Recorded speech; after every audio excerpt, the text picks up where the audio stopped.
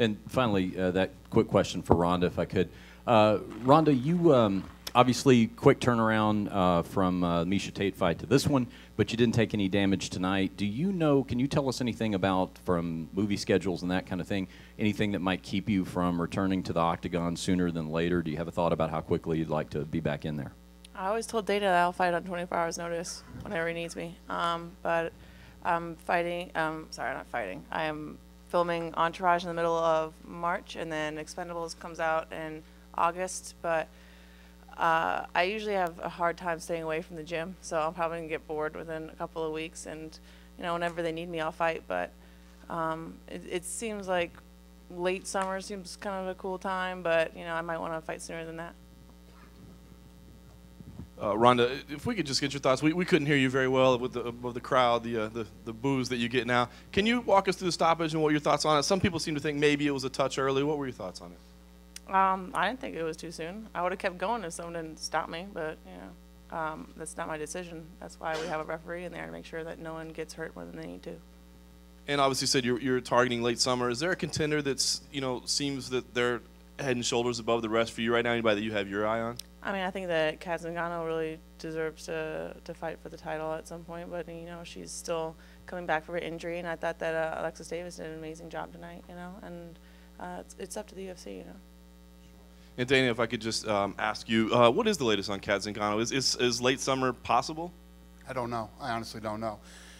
You know, the poor girl's been through a lot over the last year, so we'll see what happens with her, but I agree with Ronda. She's next in line. Ronda, can you talk about the last blow? You said that you saw an opening after the first right knee. Can you talk about that?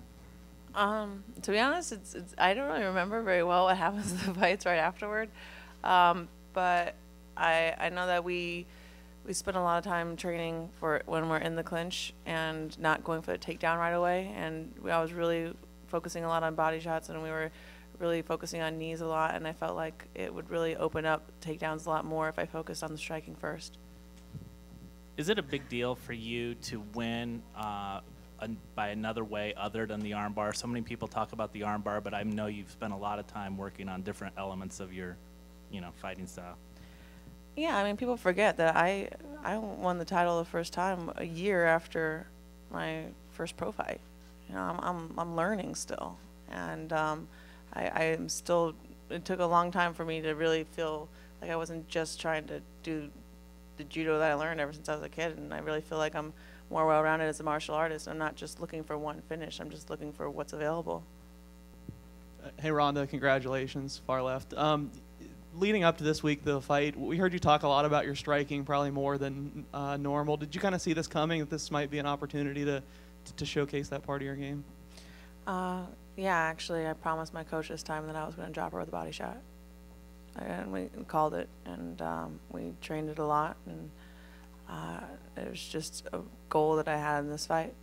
And I don't like calling it. I don't like saying it to the media or anyone else, saying I'm going to knock this person out. I always like to keep my mind open to whatever opportunity is there. But to my coach, I promised him that I was really going to try. And so, yeah, I'm happy I could have done that for him tonight. How'd you guys start talking about the body shot specifically? Do you see that would be open? When we were going over Sara's footage and how she fights, and that no one's really tried to go for the body of her, and that, you know, being that she's a wrestling style, she's more likely to be bent over more, and I just thought it would also be really unexpected, and I think it would also set up the takedowns a lot better as well. So yeah, I'm pretty happy about it, actually. Thanks. If we could start with Sara, please. We had trouble hearing you in the cage afterwards because it was so loud in there. Can you kind of walk us through what happened at the stoppage there, and if you felt that maybe it was a little early? Is this on? Yep, go ahead. Looking back, because I just watched it on the screen, it did seem kind of quick.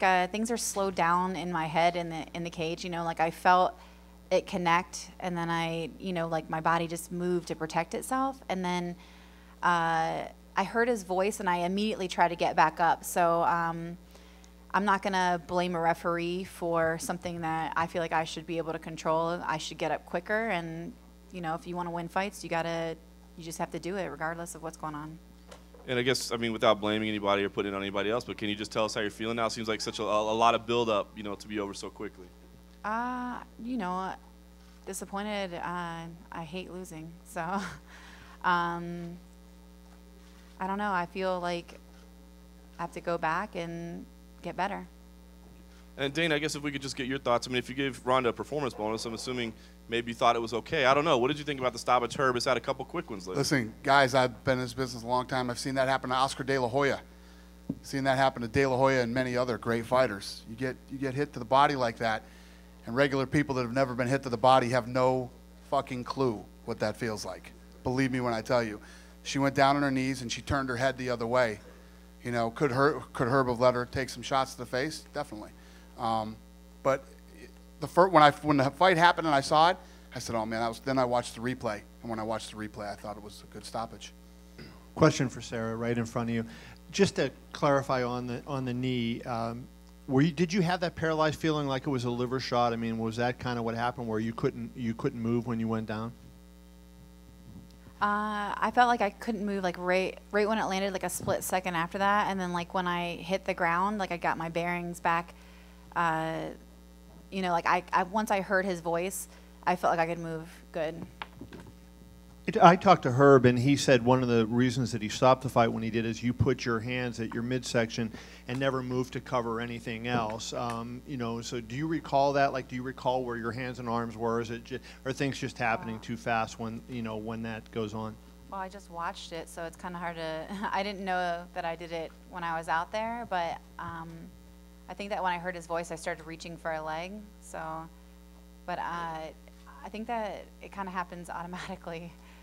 I wasn't like thinking like, oh, I think I'd like to put my hand over my liver right now. So if that's what you're asking. Well, I was just saying, you know, he was concerned that you weren't covering your face after you got hit. He said you were guarding your midsection, and you know she's going to tee off on your face, and that's what he was concerned. He said he was concerned about. I don't think that I think she swung. I don't think that I got hit in the face when I dropped. Like I didn't feel it, so.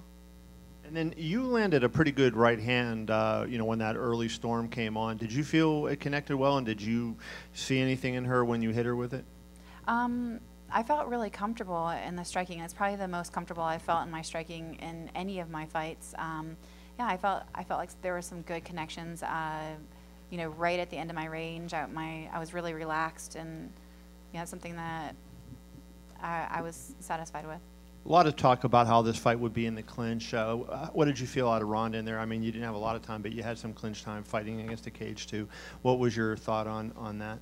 I felt pretty good. I felt like I should have moved a little bit better off the cage. You know, like I felt like I was standing there like a little bit more content to stay instead of I usually circle pretty hard off the cage. So just something to work on. I have a question for Sara. To your left, Sara.